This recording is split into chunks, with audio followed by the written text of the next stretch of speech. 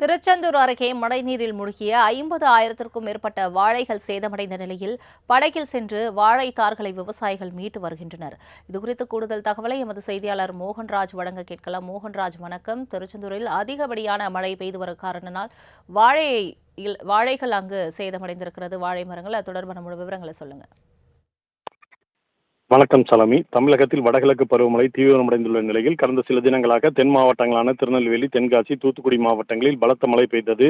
இதனால் தாமிரபரணி ஆற்றில் வெள்ளப்பெருக்கு ஏற்பட்டது. தாமிரபரணி ஆற்றின் கடைசி தடுப்பணையான சிறுவைகுண்டம் அணைக்கட்டில் இருந்து லட்சக்கணக்கான கனஅடி நீர் வீணாக கடலுக்கு சென்றது.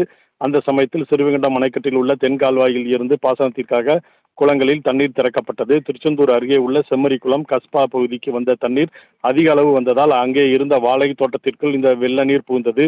சுமார் 50,000 நீர் ஏக்கரில் பயிரிடப்பட்டுள்ள வாழைகள் முழுவதும் நீரில் மூழ்கியே உள்ளது.